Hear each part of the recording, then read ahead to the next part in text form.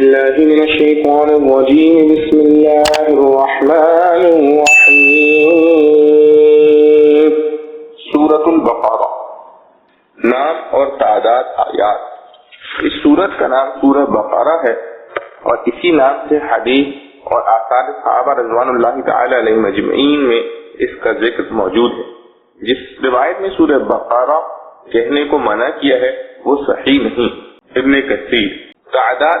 آیات 286 ہیں اور کلمات 6221 اور حروف 25500 ہیں۔ حوالہ ابن کثیر۔ زمانہ نزول یہ سورت مدنی ہے، یعنی ہجرت مدینہ طیبہ کے بعد نازل ہوئی، اگرچہ اس کی بعض آیات مکہ مکرمہ میں حج کے وقت نازل ہوئی ہیں،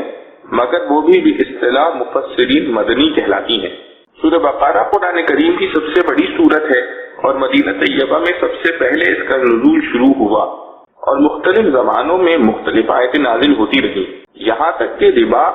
یعنی سود کے متعلق جو آیات ہیں وہ حضرت صلی اللہ علیہ وسلم کی آخری عمر میں فتح مکہ کے بعد نازل ہوئی، اور اس کی ایک آیت وَاتَّقُوا يَوْمًا تُرْجَعُونَ فِيهِ إِلَى اللَّهِ تو قرآن کی بالکل آخری آیت ہے جو سن 10 ہجری میں 10 ذی الحجہ کو مینا کے مقام تک نازل ہوئی، جبکہ حضرت صلی اللہ علیہ وسلم حجۃ الوداع کے فرائض ادا کرنے میں مشغول تھے بحوالہ قرطبی، اور اس کے 80-90 دن کے بعد حضرت صلی اللہ علیہ وسلم کی وفات ہوئی اور وحی الہی کا سلسلہ ہمیشہ کے لیے ختم ہو گیا۔ فضائل سورہ بقرہ یہ قرآن کریم کی سب سے بڑی سورت اور بہت سے احکام پر مشتمل ہے۔ رسول کریم صلی اللہ علیہ وسلم نے فرمایا ہے کہ سورہ بقرہ کو پڑھا کرو کیونکہ اس کا پڑھنا برکت ہے اور اس کا چھوڑنا حسرت اور بدنصیبی ہے، اور اہل باطل اس پر قابو نہیں پا سکتے۔ قرطبی نے حضرت معاویہ رضی اللہ عنہ سے نقل کیا ہے کہ اس جگہ اہل باطل سے مراد جادوگر ہیں،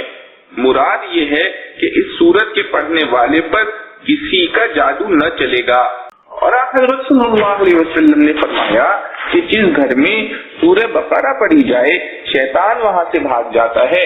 اور رسول اللہ صلی اللہ علیہ وسلم نے فرمایا سورہ بقرہ سنام القرآن اور ذروۃ القرآن ہے۔ سنام اور ذرہ وہ ہر چیز کے اعلیٰ و افضل حصے کو کہا جاتا ہے۔ اس کی ہر آیت کے نزول کے وقت 80 فرشتے اس کے جلو میں نازل ہوئے ہیں، اور حضرت ابو ہریرہ رضی اللہ عنہ کی ایک حدیث میں ہے کہ اس سورت میں ایک آیت ایسی ہے جو تمام آیات قرآن میں اشرف و افضل ہے، اور وہ آیت الکرسی ہے۔ حضرت عبداللہ بن مسعود رضی اللہ عنہ نے فرمایا کہ سورہ بقرہ کی 10 آیتیں ایسی ہیں کہ اگر کوئی شخص ان کو رات میں پڑھ لے تو اس رات کو جن شیطان گھر میں داخل نہ ہوگا،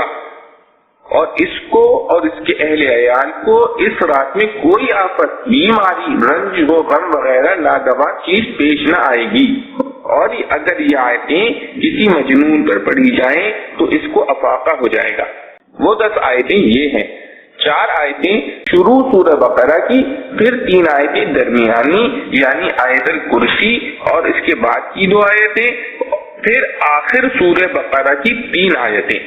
احکام و مسائل، مضامین و مسائل کے اعتبار سے بھی سورہ بقرہ کو خاص امتیاز حاصل ہے۔ ابن عربی رحمۃ اللہ علیہ فرماتے ہیں کہ میں نے اپنے بزرگوں سے سنا ہے کہ سورہ بقرہ میں 1000 امر اور 1000 نہیں اور 1000 حکمتیں، 1000 خبر اور قصص ہیں۔ یہی وجہ ہے کہ حضرت فاروق اعظم رضی اللہ عنہ نے جب سورہ بقرہ کو تفسیر کے ساتھ پڑھا تو اس کی تعلیم میں 12 سال خرچ ہوئے،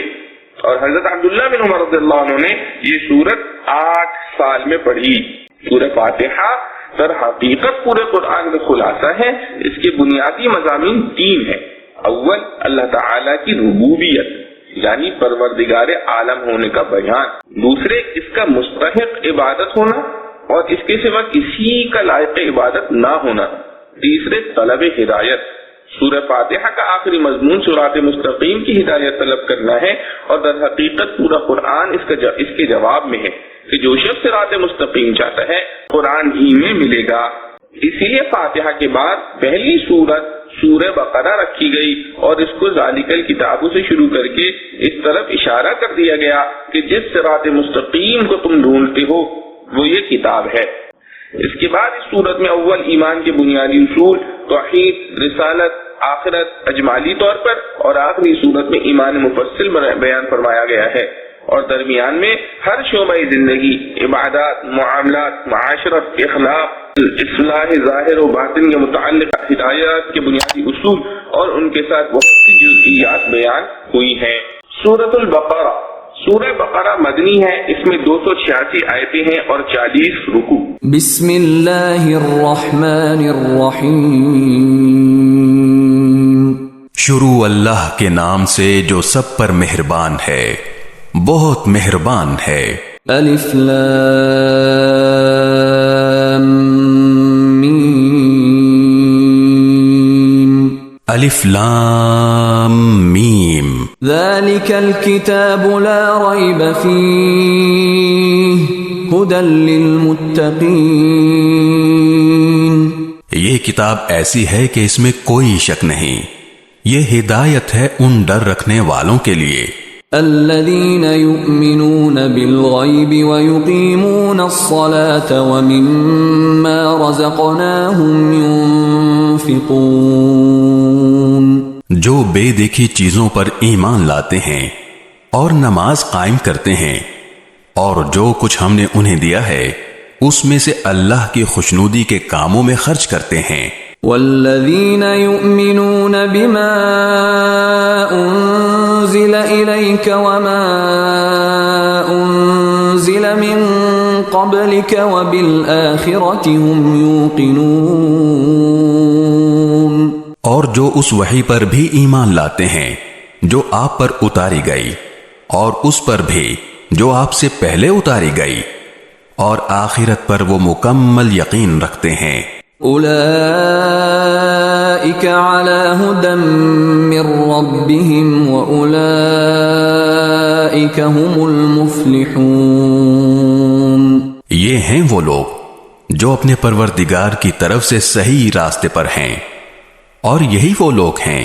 جو فلاح پانے والے ہیں۔ تشریحات۔ ایک، مختلف صورتوں کے شروع میں یہ حروف اسی طرح الگ الگ نازل ہوئے تھے، ان کو حروف مقطعات کہتے ہیں، اور صحیح بات یہ ہے کہ ان کا ٹھیک مطلب اللہ تعالیٰ کے سوا کسی کو معلوم نہیں۔ یہ اللہ تعالیٰ کی کتاب کا ایک راز ہے جس کی تحقیق میں پڑھنے کی ضرورت نہیں، اور عقیدے عمل کا کوئی مسئلہ ان کے سمجھنے پر موقوف نہیں۔ دو، یہ یعنی اس کتاب کی ہر بات کسی شک وشبہ کے بغیر درست ہے۔ انسان کی لکھی ہوئی کسی کتاب کو 100% شک سے بالاتر نہیں سمجھا جا سکتا، کیونکہ انسان کتنا ہی بڑا عالم ہو اس کا علم محدود ہوتا ہے، اور اکثر اس کی کتاب اس کے ذاتی گمان پر مبنی ہوتی ہے۔ لیکن چونکہ یہ کتاب اللہ تعالیٰ کی ہے جس کا علم لامحدود بھی ہے اور 100% یقینی بھی، اس لیے اس میں کسی شک کی گنجائش نہیں۔ کسی کو شک ہو تو یہ اس کی ناسمجھی کی وجہ سے ہوگا، کتاب کی کوئی بات شبہ والی نہیں۔ 3، یہ اگرچہ قرآن کریم نے صحیح راستہ ہر ایک کو دکھایا ہے، خواہ وہ مومن ہو یا کافر، اس لیے اس معنی کے لحاظ سے اس کی ہدایت سب کے لیے ہے، لیکن نتیجے کے اعتبار سے دیکھا جائے تو اس ہدایت کا فائدہ انہی کو پہنچتا ہے جو اس کی بات کو مان کر اس کے تمام احکام اور تعلیمات پر عمل کرے۔ اس لیے فرمایا گیا کہ ہدایت ہے پرہیزگاروں کے لیے جو بے دیکھی چیزوں پر ایمان لاتے ہیں۔ پرہیزگاری اور ڈر رکھنے کا مطلب یہ ہے کہ انسان یہ بات ہمیشہ پیش نظر رکھے کہ اسے ایک دن اللہ کے حضور اپنے تمام اعمال کا جواب دینا ہے، لہٰذا مجھے کوئی کام ایسا نہ کرنا چاہیے جو اس کی ناراضی کا باعث ہو۔ اسی خوف اور دھیان کا نام تقویٰ ہے۔ بے دیکھی چیزوں کے لیے قرآن کریم نے غیب کا لفظ استعمال فرمایا ہے۔ اس سے مراد وہ چیزیں ہیں جو آنکھوں سے دکھائی نہیں دیتی، نہ ہاتھ سے چھو کر ناک سے سونگھ کر انہیں محسوس کیا جا سکتا ہے، بلکہ وہ صرف اور صرف اللہ تعالیٰ کی وحی کے ذریعے معلوم ہوتی ہیں۔ یعنی یا تو قرآن کریم میں ان کا ذکر ہے یا حضرت صلی اللہ علیہ وآلہ وسلم نے وحی کے ذریعے وہ باتیں معلوم کر کے ہمیں بتائی ہیں، مثلاً اللہ تعالیٰ کی صفات، جنت و دوزخ کے حالات، فرشتے وغیرہ۔ اس آیت میں اللہ تعالیٰ کے ان متقی بندوں کی تعریف کی جا رہی ہے جو غیب کی چیزوں کو بغیر دیکھے صرف اللہ تعالیٰ اور اس کے رسول صلی اللہ علیہ وآلہ وسلم کے ارشادات پر یقین کر کے دل سے مانتے ہیں جو انہوں نے آنکھوں سے نہیں دیکھیں۔ یہ دنیا چونکہ امتحان کی جگہ ہے، اس لیے اگر یہ چیزیں آنکھوں سے نظر آ جاتی اور پھر کوئی شخص ان پر ایمان لاتا تو کوئی امتحان نہ ہوتا۔ اللہ تعالیٰ نے ان چیزوں کو انسان کی نگاہ سے پوشیدہ رکھا ہے، لیکن ان کے وجود کے بے شمار دلائل مہیا فرما دیے ہیں کہ جب کوئی شخص ذرا انصاف سے غور کرے گا تو ان باتوں پر ایمان لے آئے گا اور امتحان میں کامیاب ہوگا۔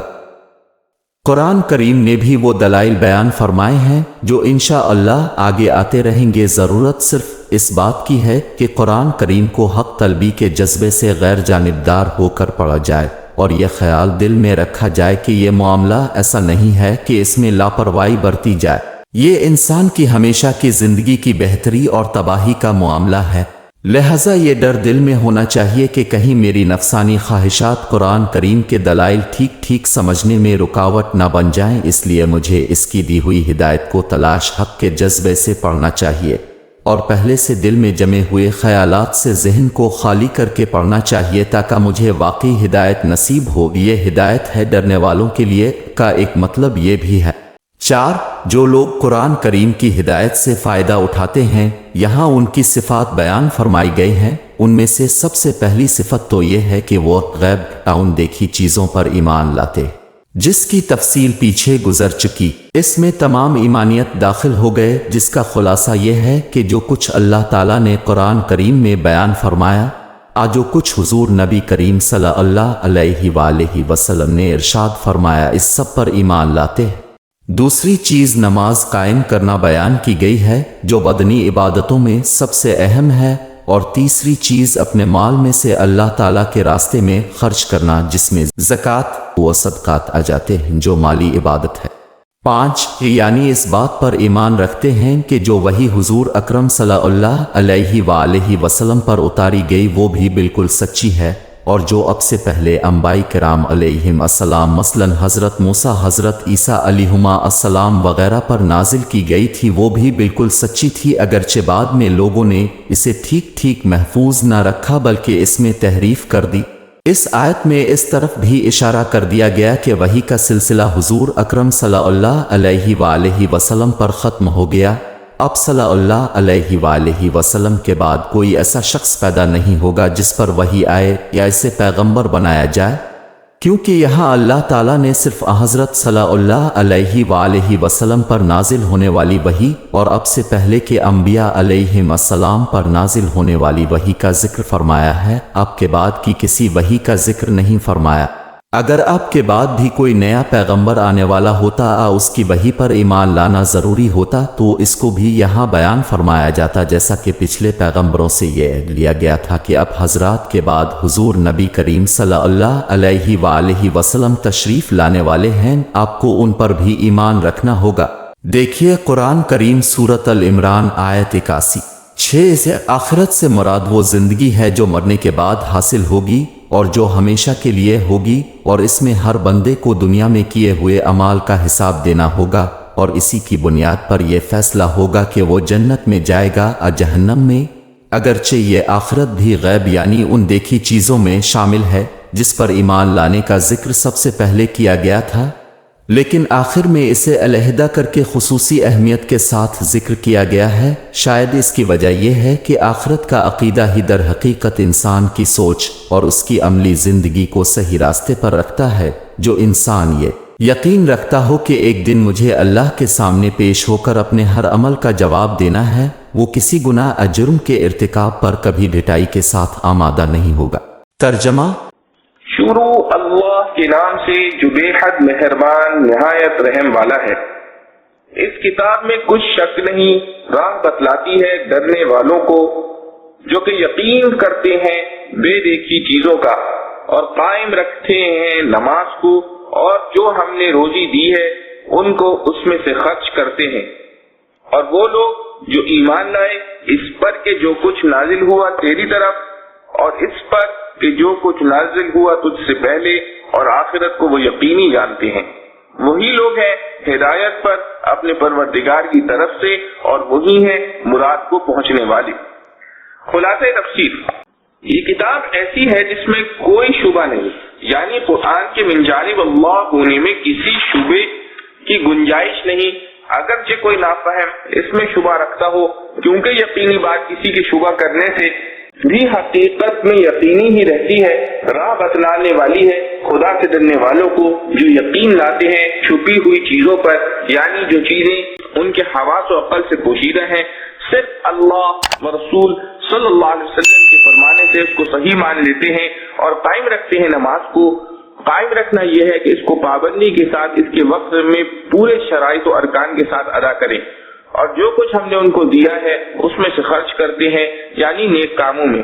اور وہ لوگ ایسے ہیں کہ یقین رکھتے ہیں اس کتاب پر بھی جو آپ کی طرف اتاری گئی ہے اور ان کتابوں پر بھی جو آپ سے پہلے اتاری جا چکی ہیں۔ مطلب یہ ہے کہ ان کا ایمان قرآن پر بھی ہے اور پہلی کتابوں پر بھی۔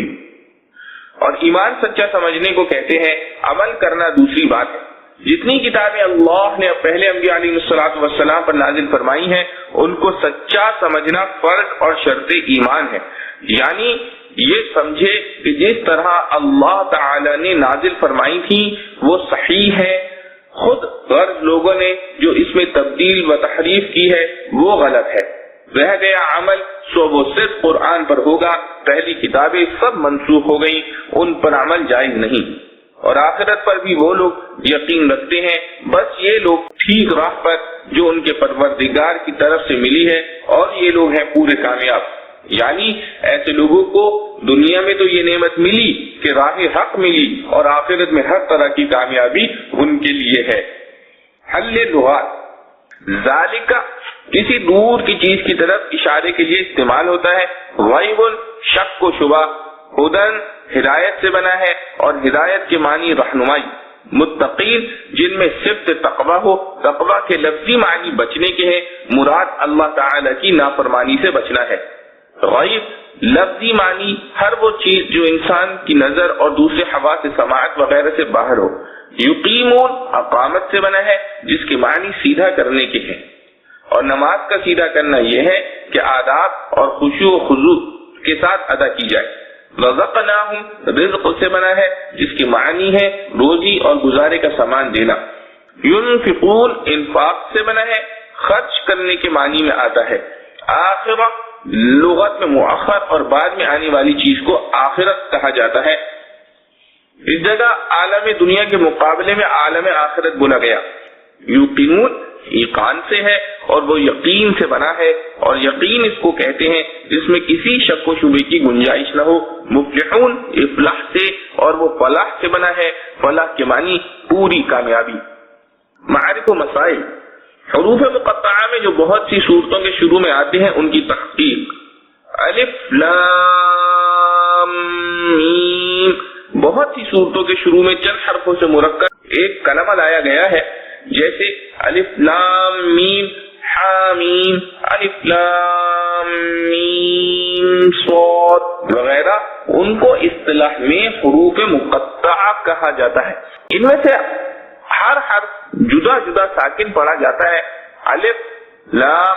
میم حروف مقطعہ جو اوائل سور میں آئے ہیں ان کے متعلق بعض مفسرین نے فرمایا کہ ان صورتوں کے نام ہیں۔ بعض حضرات نے فرمایا کہ اسماء الہیہ کے رموز ہیں، مگر جمہور صحابہ رضوان اللہ علیہم اجمعین و تابعین رحمۃ اللہ علیہ اور علماء امت کے نزدیک راجح یہ ہے کہ یہ حروف رموز اور اسرار ہیں جس کا علم سوائے خدا تعالی کے کسی کو نہیں، اور ہو سکتا ہے کہ رسول کریم صلی اللہ علیہ وسلم کو اس کا علم بطور ایک راز کے دیا گیا ہو جس کی تبلیغ امت کے لیے روک دی گئی ہو، اس لیے حضرت صلی اللہ علیہ وسلم سے ان حروف کی تفسیر و تشریح میں کچھ منقول نہیں۔ امام تفسیر قرطبی رحمۃ اللہ علیہ نے اپنی تفسیر میں اسی کو اختیار فرمایا ہے۔ ان کے بیان کا خلاصہ یہ ہے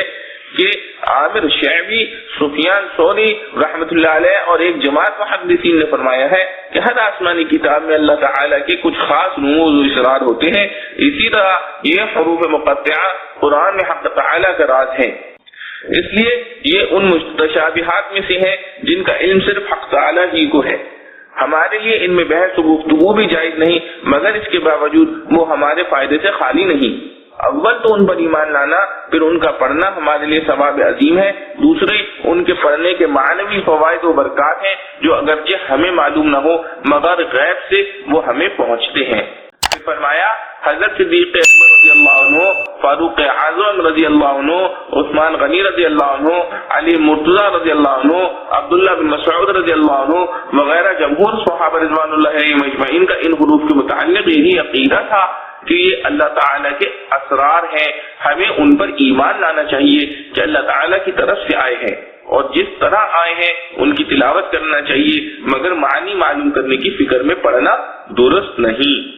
ابن کثیر رحمۃ اللہ علیہ نے بھی قرطبی وغیرہ سے نقل کر کے اسی مضمون کو ترجیح دی ہے، اور بعض اکابر علماء سے جو ان حروف کے معنی منقول ہیں اس سے صرف تمثیل و تنبیہ اور تسہیل مقصود ہے، یہ نہیں کہ مراد حق تعالی یہ ہے۔ اس کو بھی غلط کہنا تحقیق علماء کے خلاف ہے۔ ذالک الکتاب لا ریب فیہ، لفظ ذالک کسی دور کی چیز کی طرف اشارے کے لیے آتا ہے اور کتاب سے مراد قرآن کریم ہے۔ ریب کے معنی شک و شبہ، معنی یہ ہے کہ یہ کتاب ایسی ہے جس میں کوئی شک و شبہ نہیں۔ یہ موقع بظاہر اشارہ بعید کا نہیں تھا کیونکہ اسی قرآن کی طرف اشارہ کرنا مقصور ہے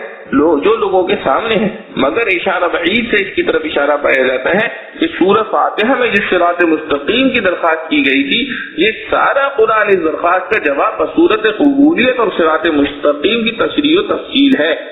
جس کا حاصل یہ ہے کہ ہم نے یہ دعا سن لی اور قرآن بھیج دیا جو ہدایت کا آفتاب ہے۔ جو شخص ہدایت چاہتا ہے وہ اس کو پڑھے، سمجھے اور اس کے مقتضا پر عمل کرے۔ اور پھر اس کے متعلق ارشاد ہے کہ اس میں کوئی شک و شبہ نہیں، کیونکہ کسی کلام میں شک و شبہ کی دو صورتیں ہوتی ہیں، ایک یہ کہ خود کلام میں غلطی ہو تو وہ کلام محل شک و شبہ ہو جاتا ہے، اور دوسرے یہ کہ سمجھنے والے کی فہم میں غلطی ہو۔ اس صورت میں کلام محل شک و شبہ نہیں ہوتا، گو کج فہمی یا کم فہمی کی وجہ سے کسی کو شبہ ہو جائے، جس کا ذکر خود قرآن کریم میں چند آیتوں کے بعد ان کنتم فی ریب میں آیا ہے۔ اس لیے ہزاروں کم فہموں یا کج فہموں کے شبہات و اعتراض کے باوجود یہ کہنا صحیح ہے کہ اس کتاب میں کسی کا شک و شبہ کی گنجائش نہیں۔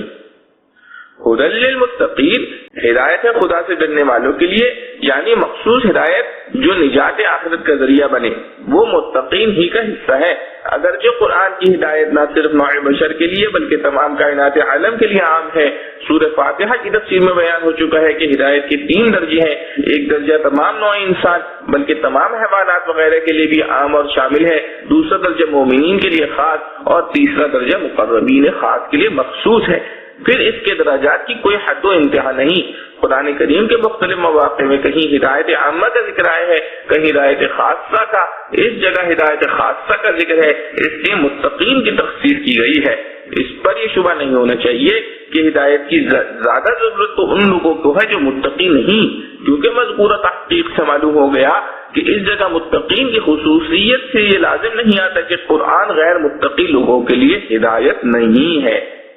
متقین کی خاص صفات، اس کے بعد 2 آیتوں میں متقین کی مخصوص صفات اور علامات بیان کر کے یہ بتلا دیا گیا ہے کہ یہ جماعت ہدایت یافتہ ہے، انہی کا راستہ صراط مستقیم ہے۔ جس کو سیدھا راستہ مطلوب ہو اس جماعت میں شامل ہو جائے، ان کے ساتھ رہے، ان کے عقائد و نظریات اور اعمال و اخلاق کو اپنا نصب العین بنائے۔ شاید یہی وجہ ہے کہ متقین کی مخصوص صفات بیان کرنے کے بعد ارشاد ہوا ہے اولئک علی ھدی من ربہم واولئک هم المفلحون، یعنی یہ لوگ ہیں ٹھیک راہ پر جو ان کے رب کی طرف سے ملی ہے، اور یہی لوگ ہیں پورے کامیاب۔ متقین کی صفات جو ان 2 آیتوں میں بیان ہوئی ہیں ان میں ایمان کی اجمالی تعریف اور اس کے بنیادی اصول بھی آ گئے ہیں، اور عمل صالح کے بنیادی اصول بھی، اس لیے ان صفات کو ذرا وضاحت کے ساتھ بیان کیا جاتا ہے۔ الذین یؤمنون بالغیب ویقیمون الصلاۃ ومما رزقناہم ينفقون، یعنی خدا سے ڈرنے والے لوگ ایسے ہیں کہ یقین کرتے ہیں بے دیکھی چیزوں کا اور قائم رکھتے ہیں نماز کو، اور جو ہم نے روزی دی ہے اس میں سے خرچ کرتے ہیں۔ اس آیت میں متقین کی 3 صفات بیان کی گئی ہیں، ایمان بالغیب، اقامت الصلاۃ، اللہ کی راہ میں خرچ کرنا۔ اس کے ضمن میں بہت سے اہم مسائل آ گئے ہیں۔ ان کو کسی قدر تفصیل سے لکھا جاتا ہے۔ پہلا مسئلہ ایمان کی تعریف۔ ایمان کی تعریف کو قرآن نے یؤمنون بالغیب کے صرف 2 لفظوں میں پورا بیان کر دیا ہے۔ لفظ ایمان اور غیب کے معنی سمجھ لیے جاویں تو ایمان کی پوری حقیقت اور تعریف سمجھ میں آ جاتی ہے۔ لغت میں کسی کی بات کو کسی کے اعتماد پر یقینی طور سے مان لینے کا نام ایمان ہے۔ اسی لیے محسوسات و مشاہدات میں کسی کے قول کی تصدیق کرنے کو ایمان نہیں کہتے۔ مثلا کوئی شخص سفید کپڑے کو سفید یا سیاہ کو سیاہ کہہ رہا ہے اور دوسرا اس کی تصدیق کرتا ہے، اس کو تصدیق کرنا تو کہیں گے، ایمان لانا نہیں کہا جائے گا، کیونکہ اس تصدیق میں قائل کے اعتماد کو کوئی دخل نہیں، بلکہ یہ تصدیق مشاہدے کی بنا پر ہے۔ اور اصطلاح شرع میں خبر رسول صلی اللہ علیہ وسلم کو بغیر مشاہدے کے محض رسول صلی اللہ علیہ وسلم کے اعتماد پر یقینی طور سے مان لینے کا نام ایمان ہے۔ لفظ غیب لغت میں ایسی چیزوں کے لیے بولا جاتا ہے جو نہ بدیہی طور پر انسان کو معلوم ہو اور نہ انسان کے حواس خامسہ اس کا پتہ لگا سکے، یعنی نہ وہ آنکھ سے نظر آئے، نہ کان سے سنائی دے، نہ ناک سے سونگ کر یا زبان سے چکھ کر ان کا علم ہو سکے، اور نہ ہاتھ سے چھو کر ان کو معلوم کیا جا سکے۔ قرآن میں لفظ غیب سے وہ تمام چیزیں مراد ہیں جن کی خبر رسول اللہ صلی اللہ علیہ وسلم نے دی ہے،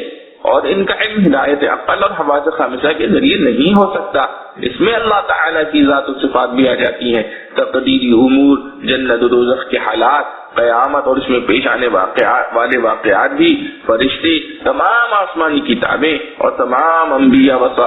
صادقین علیہ السلام بھی، جس کی تفصیل اسی سورہ بقرہ کے ختم پر آمن الرسول میں بیان کی گئی ہے۔ گویا یہاں ایمان مجمل کا بیان ہوا ہے اور آخری آیت میں ایمان مفصل کا۔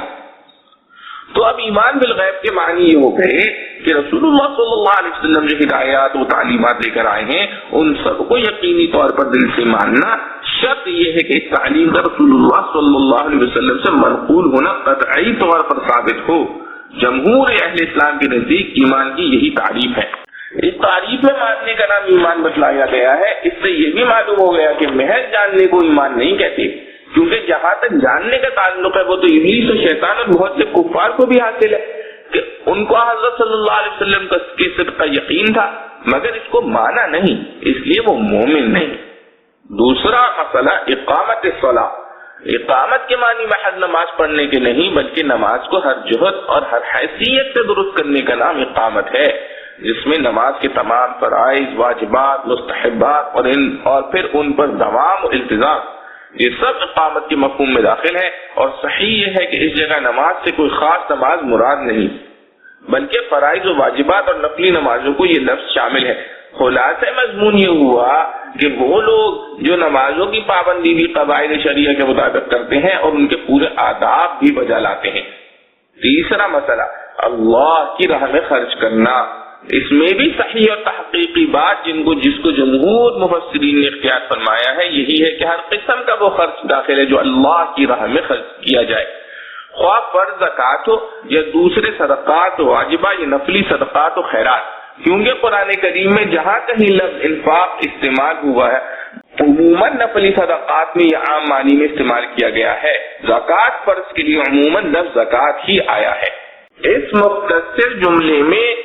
لفظ مما رزقناہم پر غور کیجئے تو ایک طرف یہ لفظ اللہ کی راہ میں مال خرچ کرنے کا ایک قوی داعیہ شریف انسان کے دل میں پیدا کر دیتا ہے کہ جو کچھ مال ہمارے پاس ہے یہ سب خدا ہی کا عطا کیا ہوا ہے اور اس کی امانت ہے۔ اگر ہم اس تمام مال کو بھی اللہ کی راہ میں اس کی رضا کے لیے خرچ کر دیں تو حق اور بجا ہے، اس میں بھی ہمارا کوئی احسان نہیں۔ جان دی ہوئی اسی کی تھی، حق تو یہ ہے کہ حق ادا نہ ہوا۔ اس پر مزید اضافہ لفظ مما نے کر دیا جس کے معنی یہ ہے کہ ہمارے دیے ہوئے مال کو بھی پورا خرچ کرنا نہیں بلکہ اس کا کچھ حصہ خرچ کرنا ہے۔ یہاں متقین کی صفات کا بیان کرتے ہوئے اول ایمان بالغیب کا ذکر فرمایا گیا، پھر اقامت نماز اور اللہ کی راہ میں خرچ کرنے کا۔ ایمان کی اہمیت تو سب کو معلوم ہے کہ وہی اصل الاصول اور سارے اعمال کی مقبولیت کا دار و مدار ہے، لیکن جب ایمان کے ساتھ اعمال کا بیان کیا جائے تو ان کی فہرست طویل اور فرائض و واجبات کی تعداد کثیر ہے۔ یہاں یہ سوال پیدا ہوتا ہے کہ اعمال میں سے صرف دو عمل نماز اور انفاق مال کے ذکر پر اکتفا کرنے میں کیا راز ہے؟ اس میں غالباً اسی طرف اشارہ ہے کہ جتنے اعمال انسان پر فرض یا واجب ہے ان کا تعلق یا انسان کی ذات اور بدن سے ہے یا اس کے مال سے. بدنی اور ذاتی عبادات میں سب سے اہم نماز ہے، اس کا ذکر کرنے پر اکتفا کیا گیا، اور مالی عبادات سب کی سب لفظ انفاق میں داخل ہے.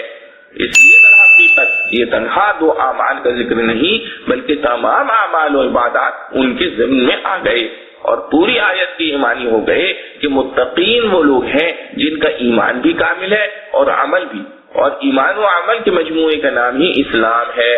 گویا اس آیت میں ایمان کی مکمل تعریف کے ساتھ اسلام کے مفہوم کی طرف بھی اشارہ ہو گیا. اس لیے مناسب معلوم ہوا کہ اس جگہ اس کی بھی وضاحت کر دی جائے کہ ایمان اور اسلام میں کیا فرق ہے.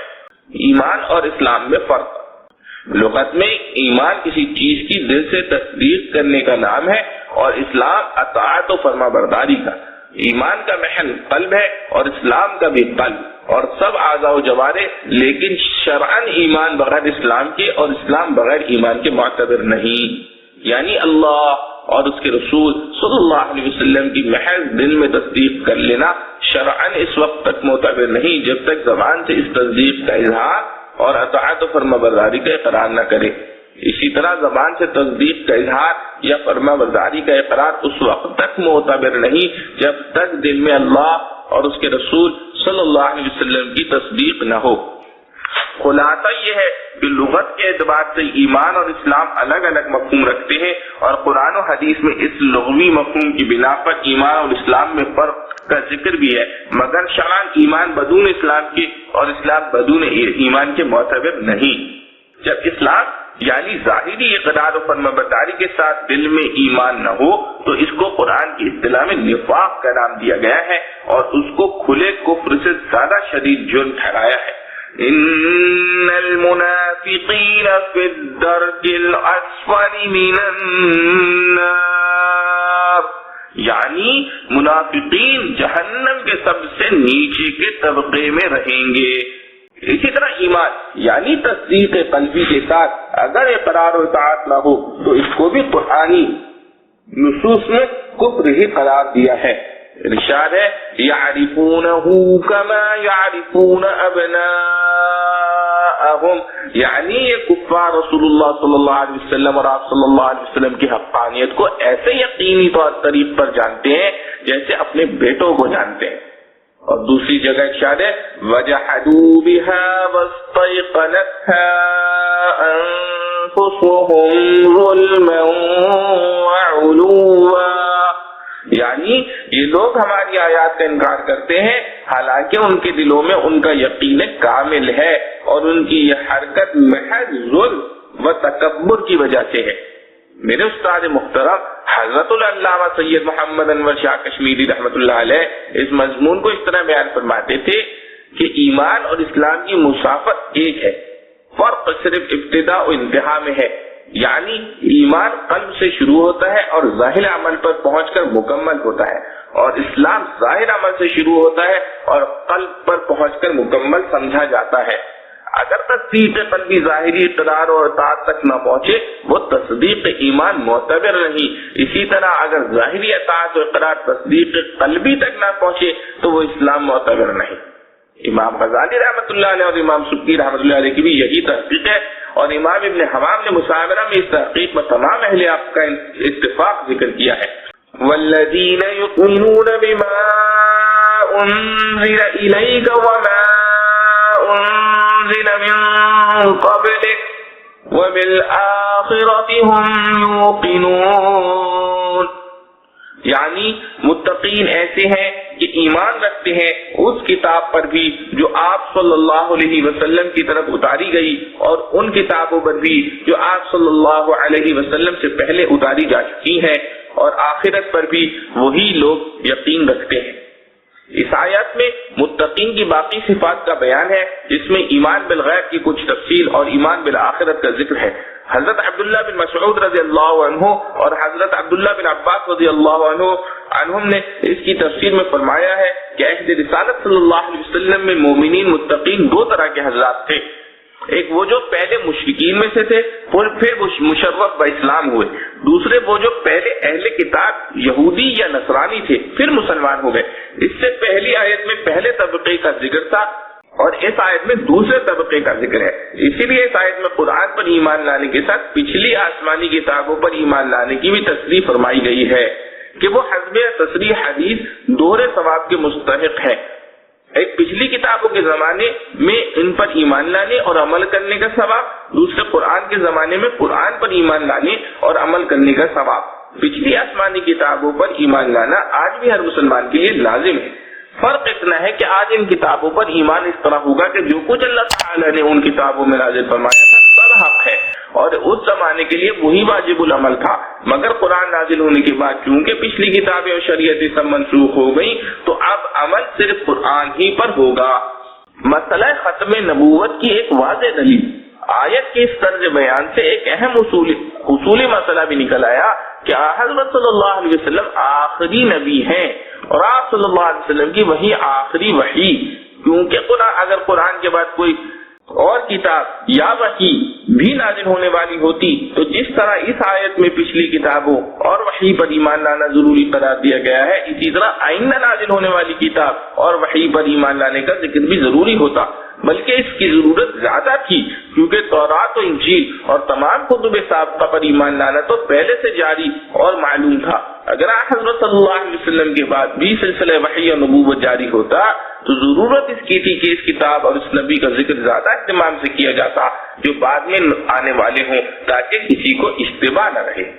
مگر قرآن نے جہاں ایمان کا ذکر کیا تو حضرت صلی اللہ علیہ وسلم سے پہلے نازل ہونے والی وحی اور پہلے انبیاء علیہ الصلوۃ والسلام کا ذکر فرمایا، بعد میں آنے والے کسی وحی یا نبی کا کہیں قطعاً ذکر نہیں۔ پھر صرف اسی آیت میں نہیں بلکہ قرآن کریم میں یہ مضمون اول سے آخر تک مختلف مقامات میں 40-50 آیتوں میں آیا ہے، سب میں حضرت صلی اللہ علیہ وسلم سے پہلے انبیاء علیہ الصلوۃ والسلام پہلی وحی پہلی کتابوں کا ذکر ہے، کسی ایک آیت میں اس کا اشارہ تک نہیں کہ آئندہ بھی کوئی وحی یا نبی آنے والا ہے جس پر ایمان لانا ہے۔ مثلا ارشاد ہے وما ارسلنا من قبلک، سورہ نحل، وَلَقَدْ أَرْسَلْنَا رُسُلًا مِّن قَبْلِكَ، سورہ مومن، وَلَقَدْ أَرْسَلْنَا مِن قَبْلِكَ رُسُلًا، سورہ روم، وَمَا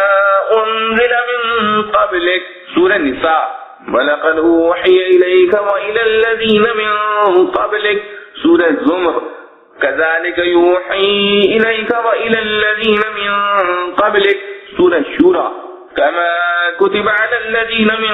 قبلكم، بقرة، سنة من قد أرسلنا قبلك من رسلنا، اسرائیل۔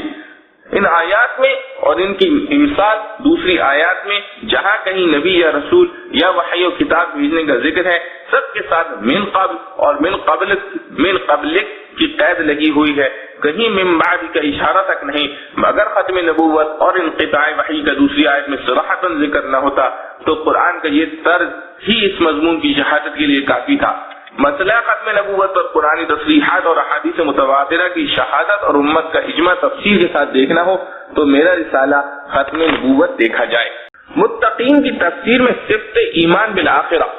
اس آیت میں متقین کی دوسری صفت یہ بیان فرمائی گئی ہے کہ وہ آخرت پر ایمان رکھتے ہیں۔ آخرت سے مراد وہ دار آخرت ہے جس کو قرآن میں دار القرار، دار الحیوان اور عقبہ کے نام سے بھی ذکر کیا گیا ہے، اور پورا قرآن اس کے ذکر اور اس کے ہولناک حالات سے بھرا ہوا ہے۔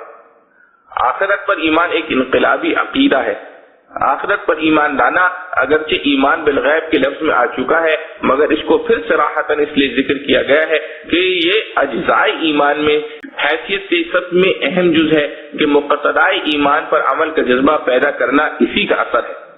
اور اسلامی عقائد میں یہی وہ انقلابی عقیدہ ہے جس نے دنیا کی کایا پلٹ کر رکھ دی ہے اور جس نے آسمانی تعلیم پر عمل کرنے والوں کو پہلے اخلاق و اعمال اور پھر دنیا کی سیاست میں بھی تمام اقوام عالم کے مقابلے میں ایک امتیازی مقام عطا فرمایا،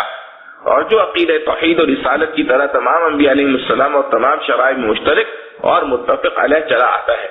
وجہ ظاہر ہے کہ جن لوگوں کے سامنے صرف دنیا کی زندگی اور اسی کی عیش و عشرت ان کا انتہائی مقصود ہے، اس کی تکلیف کو تکلیف سمجھتے ہیں، آخرت کی زندگی اور اعمال کے حساب کتاب اور جزا و سزا کو وہ نہیں مانتے، وہ جب جھوٹ، سچ اور حلال و حرام کی تفریق کو اپنی عیش و عشرت میں خلل انداز ہوتے دیکھیں تو ان کو جرائم سے روکنے والی کوئی چیز باقی نہیں رہتی۔ حکومت کے تعزیری قوانین قطعاً انسداد جرائم اور اصلاح اخلاق کے لیے کافی نہیں۔ عادی مجرم تو ان سزاؤں کے عادی ہو ہی جاتے ہیں۔ کوئی شریف انسان اگر تعزیری سزا کے خواہ اب سے اپنی خواہشات کو ترک بھی کرے تو اسی حد تک کہ اس کو حکومت کی دار و گیر کا خطرہ ہو۔ خلوتوں میں اور رازدارانہ طریقوں پر جہاں حکومت اور اس کے قوانین کی رسائی نہیں، اسے کون مجبور کر سکتا ہے کہ اپنی عیش و عشرت اور خواہش کو چھوڑ کر پابندیوں کا طوق اپنے گلے میں ڈال لے۔ ہاں، وہ صرف عقیدہ آخرت اور خوف خدا ہی ہے جس کی وجہ سے انسان کی ظاہری اور باطنی حالت جلوت و خلوت میں یکساں ہوتی ہے۔ وہ یقین رکھتا ہے کہ مکان کے بند دروازوں اور ان پر پہرا چوکیوں میں اور رات کی تاریکیوں میں بھی کوئی دیکھنے والا مجھے دیکھ رہا ہے، کوئی لکھنے والا میرے اعمال کو لکھ رہا ہے۔ یہی وہ عقیدہ تھا جس پر پورا عمل کرنے کی وجہ سے اسلام کی ابتدائی دور میں ایسا پاک باز معاشرہ پیدا ہوا کہ مسلمانوں کی صورت دیکھ کر، چال چلن دیکھ کر لوگ دل و جان سے اسلام کی گرویدہ ہو جاتے تھے۔ یہاں یہ بات بھی قابل نظر ہے کہ اس آیت میں بالآخرہ کے لفظ کے ساتھ لفظ یقینون نہیں بلکہ یقینون استعمال فرمایا گیا ہے کیونکہ ایمان کا مقابل تکذیب ہے اور ایقان کا مقابل شک کو تردد۔ اس میں اشارہ ہے کہ آخرت کی زندگی کی محض تصدیق کرنا مقصد کو پورا نہیں کرتا بلکہ اس کا ایسا یقین ضروری ہے جیسے کوئی چیز آنکھوں کے سامنے ہو۔ متقین کی یہی صفت ہے کہ آخرت میں حق تعالیٰ کے سامنے پیشی اور حساب کتاب، پھر جزا و سزا کا نقشہ ہر وقت ان کے سامنے رہتا ہے۔ وہ شخص جو دوسروں کے حق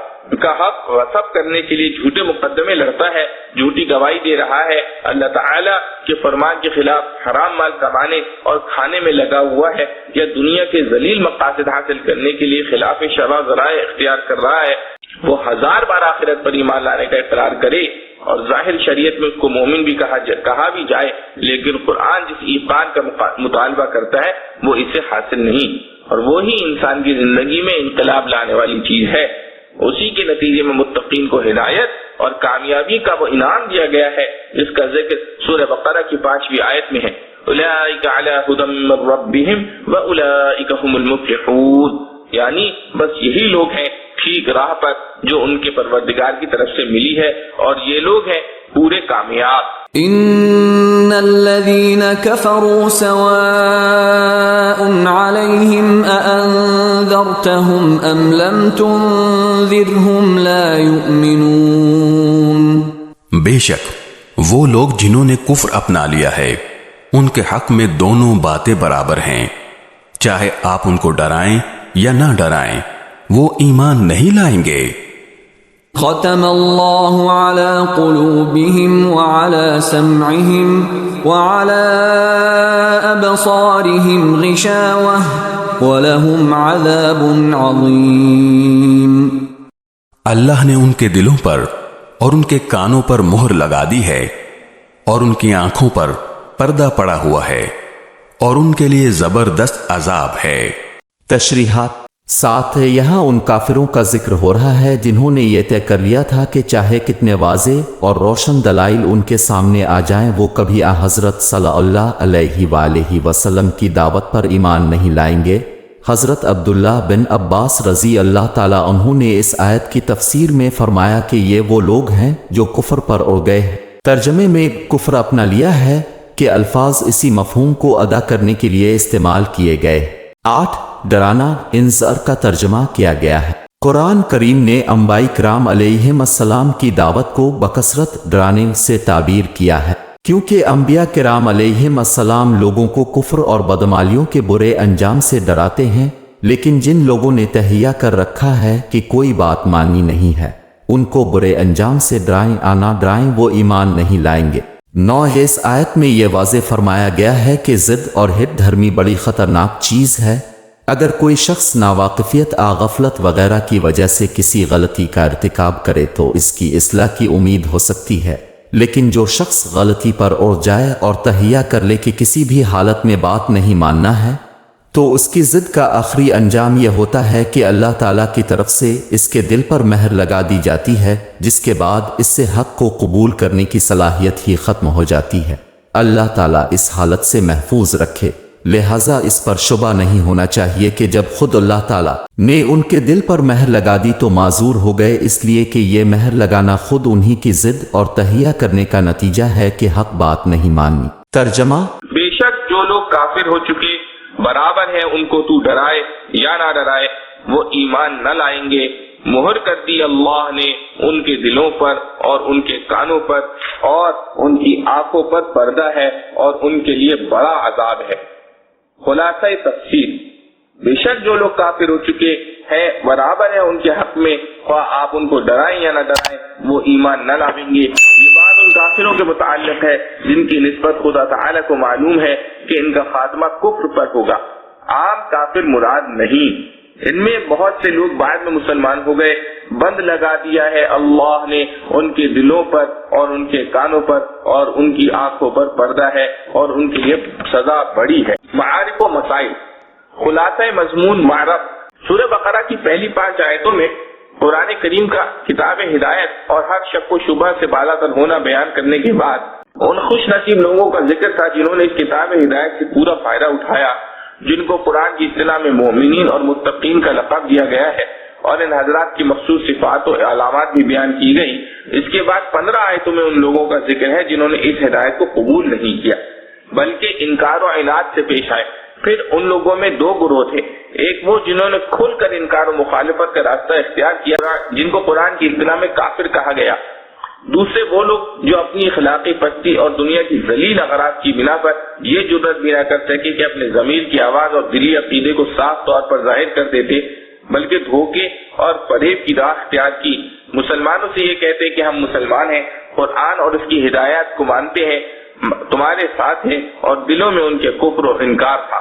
کفار کی مجلسوں میں جا کر یہ کہتے کہ ہم تمہارے عقیدے پر اور تمہارے ساتھ ہیں، مسلمانوں کو دھوکہ دینے اور ان کے راز معلوم کرنے کے لیے ہم ان سے ملتے ہیں۔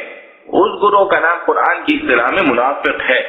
یہ 15 آیتیں ہیں جو قرآن کو نہ ماننے والوں کے متعلق نازل ہوئی ہیں۔ ان میں سے مذکورہ 2 آیتوں میں کھلے کافروں کا ذکر ہے اور آگے 13 آیتوں میں منافقین کا ذکر اور ان کے متعلقہ حالات و علامات اور ان کا انجام مذکور ہے۔ ان تمام آیات کی تفصیل پر یکجائی نظر ڈالنے سے معلوم ہوتا ہے کہ قرآن حکیم نے سورہ بقرہ کی ابتدائی 20 آیتوں میں ایک طرف تو چشمہ ہدایت کا پتہ دے دیا کہ وہ قرآن ہے، اور دوسری طرف تمام اقوام عالم کو اسی ہدایت کے قبول یا انکار کے معیار سے 2 حصوں میں تقسیم کر دیا، ایک ہدایت یافتہ جن کو مومنین و متقین کہا جاتا ہے، دوسرے ہدایت سے انحراف انکار کرنے والے جن کو کافر یا منافق کہا جاتا ہے۔ پہلی قسم وہ ہے جن کا راستہ صراط الذین انعمت علیہم میں طلب کیا گیا ہے، اور دوسری قسم وہ ہے جن کا راستے سے غیر المغضوب علیہم ولا الضالین میں پناہ مانگی گئی ہے۔ قرآن کریم کی تعلیم سے ایک اصولی مسئلہ یہ بھی نکل آیا کہ اقوام عالم کے حصوں یا گروہ میں ایسی تقسیم جو اصول پر اثر انداز ہو سکے وہ صرف اصول و نظریات ہی کے اعتبار سے ہو سکتی ہے۔ نسب، وطن، زبان، رنگ اور جغرافیائی حالات ایسی چیزیں نہیں جن کے اشتراک یا اختلاف سے قوموں کے ٹکڑے کیے جا سکیں۔ قرآن کریم کا اس بارے میں واضح فیصلہ بھی سورہ تغابن میں مذکور ہے، خلقکم فمنکم کافر ومنکم مؤمن، یعنی اللہ تعالیٰ نے تم سب کو پیدا کیا، پھر کچھ لوگ تم میں سے مومن اور کچھ کافر ہو گئے۔ مذکور صدر 2 آیتوں میں اللہ تعالیٰ نے ان کافروں کا ذکر فرمایا ہے جو اپنے کفر و انکار میں ضد اور عناد تک پہنچ گئے تھے، اور اس ضد کی وجہ سے وہ کسی حق بات کو سننے اور روشن دلیل کو دیکھنے کے لیے بھی تیار نہ تھے۔ ایسے لوگوں کے بارے میں سنت اللہ یہی ہے کہ ان کو ایک سزا اسی جہاں میں نقد یہ دی جاتی ہے کہ ان کے دلوں پر مہر لگا دی جاتی ہے، کانوں آنکھوں کو حق و صدق کے قبول کرنے سے بند کر دیا جاتا ہے، ان کا حال حق و صدق کے بارے میں ایسا ہو جاتا ہے کہ گویا نہ ان کو سمجھنے کی عقل، نہ دیکھنے کے لیے آنکھیں، نہ سننے کے لیے کان۔ آخر آیت میں ایسے لوگوں کا عذاب عظیم میں مبتلا ہونا ذکر کیا گیا ہے۔ کفر کی تعریف: کفر کے لفظی معنی چھپانے کے ہیں۔ ناشکری کو بھی کفر اس لیے کہتے ہیں کہ محسن کے احسان کو چھپانا ہے۔ اصطلاح شریعت میں جن چیزوں پر ایمان لانا فرض ہے ان میں سے کسی چیز کے انکار کا نام کفر ہے. مثلا ایمان کا خلاصہ یہ ہے کہ رسول کریم صلی اللہ علیہ وسلم جو کچھ اللہ تعالیٰ کی طرف سے لائے ہیں اور اس کا ثبوت قطعی و یقینی ہے، ان سب چیزوں کی دل سے تصدیق کرنا اور حق سمجھنا. اس لیے جو شخص رسول کریم صلی اللہ علیہ وسلم کی ان تعلیمات میں سے جن کا ثبوت یقینی اور قطعی ہے اس کو کسی ایک کو بھی حق نہ سمجھے اور اس کی تصدیق نہ کرے وہ کافر کہلائے گا. انذار کے معنی لفظ انذار ایسی خبر دینا جس سے خوف پیدا ہو، جیسا کہ ابشار یعنی خبر دینے کو کہتے ہیں جس سے سرور پیدا ہو. اردو زبان میں اس کا ترجمہ ڈرانے سے کیا جاتا ہے، مگر در حقیقت مطلقاً ڈرانے کو انذار نہیں کہتے بلکہ ایسا ڈرانا جو شفقت و رحمت کی بنا پر ہو، جیسے اولاد کو آگ سے، سانپ، بچھو اور درندوں سے ڈرایا جاتا ہے. اس لیے جو ڈاکو، چور، ظالم کسی انسان کو دھمکاتے ڈراتے ہیں اس کو انذار اور ان لوگوں کو نذیر نہیں کہا جاتا. انبیاء علیہ السلام کو خصوصیت سے نذیر کا لقب دیا جاتا ہے کہ وہ ذرائع شفقت آئندہ آنے والے مصائب سے ڈراتے ہیں. انبیاء علیہ السلام کے لیے اس لفظ کو اختیار کرنے میں اس کی ہدایت ہے کہ مصلح مبلغ کے لیے ضروری ہے کہ مخاطب کی خیر خواہی کے ساتھ ہمدردی سے گفتگو کرے، محض ایک کلمہ پہنچا دینا مقصد نہ ہو. اس آیت میں رسول کریم صلی اللہ علیہ وسلم کو تسلی دینے کے لیے یہ بتلایا گیا ہے کہ یہ ضدی اور معاند کفار جو حقیقت کو پہچاننے کے باوجود کفر و انکار پر جمے ہوئے ہیں یا اپنے تکبر اور کجرائی کی بنا پر کسی حق بات کو سننے اور راشن دلائل کو دیکھنے کے لیے تیار نہیں ہے، ان کی اصلاح اور ایمان کے متعلق جو آپ صلی اللہ علیہ وسلم کوشش کرتے ہیں ان کے لیے مؤثر ثابت نہ ہوگی، بلکہ آپ صلی اللہ علیہ وسلم کا کوشش کرنا اور نہ کرنا ان کے حق میں برابر ہے. اس کی وجہ اگلی آیت میں یہ بتلائی گئی کہ اللہ تعالیٰ نے ان کے دلوں اور کانوں پر مہر لگا دی ہے اور ان کی آنکھوں پر پردہ پڑا ہوا ہے، سوچنے سمجھنے کے جتنے راستے تھے وہ سب بند ہیں. اس لیے ان سے اصلاح کی توقع رکھنا درد سری ہے. کسی چیز پر مہر اس لیے لگائی جاتی ہے کہ باہر سے کوئی چیز اس میں داخل نہ ہو سکے. ان کے دلوں اور کانوں پر مہر لگانے کا یہی مطلب ہے کہ ان میں قبول حق کی کوئی گنجائش باقی نہیں رہی. ان کی اس حالت کو دلوں اور کانوں پر تو مہر کرنے سے تعبیر فرمایا ہے،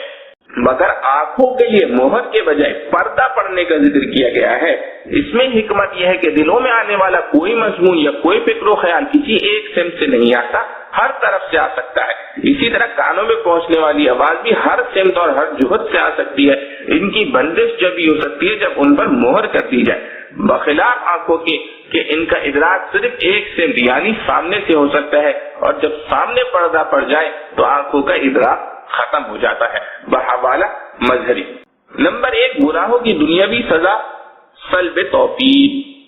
ان دونوں آیتوں سے معلوم ہوا کہ کفر اور ہر گناہ کی اصل سزا تو آخرت میں ملے گی، مگر بعض گناہوں کی خود سزا دنیا میں بھی مل جاتی ہے. پھر یہ دنیا کی سزا بعض اوقات یہ شکل اختیار کرتی ہے کہ اصلاح حال کی توفیق سلب ہو جاتی ہے. انسان آخرت کے حساب و کتاب سے بے فکر ہو کر اپنی نافرمانیوں اور گناہوں میں بڑھتا چلا جاتا ہے اور اس کی برائی کا احساس بھی اس کے دل سے جاتا رہتا ہے. ایسے حال کے متعلق بعض بزرگوں کا ارشاد ہے، ان من جزاء السیئۃ السیئۃ بعدها وان من جزاء الحسنۃ الحسنۃ بعدها. یعنی گناہ کی ایک سزا یہ بھی ہوتی ہے کہ ایک گناہ دوسرے گناہ کو کھینچ لاتا ہے، جس طرح نیکی کا نقد بدلہ یہ بھی ہوتا ہے کہ ایک نیکی دوسری نیکی کو کھینچ لاتی ہے. اور حدیث میں ہے کہ انسان جب کوئی گناہ کرتا ہے تو اس کے قلب پر ایک سیاہ نقطہ لگ جاتا ہے، اور جس طرح سفید کپڑے پر ایک سیاہ نقطہ انسان کو ناگوار نظر آتا ہے، پہلے نقطہ گناہ سے بھی انسان پریشان ہوتا ہے، لیکن اگر اس نے اس گناہ سے توبہ نہ کی اور دوسرا گناہ کر لیا تو ایک دوسرا نقطہ سیاہ لگ جاتا ہے، اور اسی طرح ہر گناہ پر سیاہ نقطے لگتے چلے جاتے ہیں، یہاں تک کہ یہ سیاہی سارے قلب پر محیط ہے. اور اب اس کا یہ حال ہو جاتا ہے کہ وہ نہ کسی اچھی چیز کو اچھا سمجھ سکتا ہے نہ بری چیز کو برا. غرض نیکی بدی کا امتیاز اس کے دل سے اٹھ جاتا ہے. اور پھر فرمایا کہ اسی ظلمت و سیاہی کا نام قرآن کریم میں غار یا غین آیا ہے. کلا بل وان علی قلوبہم ما کانوا یکسبون. اور ترمذی نے سند صحیح کے ساتھ بروایت ابو ہریرہ رضی اللہ عنہ نقل کیا ہے کہ حضرت صلی اللہ تعالی علیہ وسلم نے فرمایا کہ انسان جب کوئی گناہ کرتا ہے تو اس کا دل سیاہ ہو جاتا ہے، پھر اگر وہ توبہ کر لے تو صاف ہو جاتا ہے۔ بحوالہ قرطبی۔ نمبر 2، نصیحت ناصح کے لیے ہر حال میں مفید ہے، مخاطب قبول کرے یا نہ کرے۔ اس آیت میں ازلی کافروں کے لیے رسول اللہ صلی اللہ علیہ وسلم کا واعظ و نصیحت کرنا اور نہ کرنا دونوں برابر قرار دیے گئے ہیں، مگر ان کے ساتھ علیہم کی قید لگا کر بتلا دیا کہ یہ برابری کفار کے حق میں ہے، رسول اللہ صلی اللہ علیہ وسلم کے حق میں نہیں، بلکہ ان کو تو تبلیغ و تعلیم اور اصلاح خلق کی کوشش کا ثواب بہرحال ملے گا۔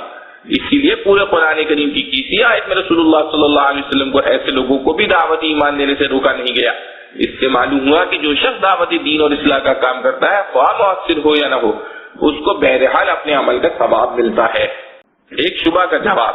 اس آیت کا مضمون وہی ہے جو سورہ مطففین کی اس آیت کا ہے، کلا بل ران علی قلوبہم ما کانوا یکسبون، یعنی ایسا نہیں بلکہ ان کے دلوں پر ان کے اعمال کا زنگ بیٹھ گیا ہے، جس میں حقیقت واضح کر دی گئی ہے کہ ان کی بدعمالیاں اور سرکشی ہی ان کے دلوں کا زنگ بن گیا ہے۔ اسی زنگ کو آیت مذکورہ میں مہر یا پردے کے لفظوں سے تعبیر کیا گیا ہے، اس لیے اس پر یہ شبہ نہیں ہو سکتا کہ جب اللہ تعالیٰ نے ہی ان کے دلوں پر مہر کر دی اور حواس کو معوف کر دیا ہے تو یہ اپنے کفر میں معذور ہو گئے، پھر ان کو عذاب کیسا؟ وجہ یہ ہے کہ ان لوگوں نے شرارت و عناد کر کے بااختیار خود اپنی استعداد برباد کر لی ہے، اس لیے تباہی استعداد کے فاعل اور مسبب یہ خود ہے۔ البتہ اللہ تعالیٰ نے بندوں کے تمام افعال کے خالق ہونے کی حیثیت سے اس جگہ مہر کرنے کو اپنی طرف نسبت کر کے یہ بتلا دیا کہ جب ان لوگوں نے قبول حق کی صلاحیت اور استعداد کو اپنے اختیار سے تباہ کرنا چاہا تو سنت الہیہ کے مطابق ہم نے وہ بد استعداد کی کیفیت ان کے قلوب اور حواس میں پیدا کر دی۔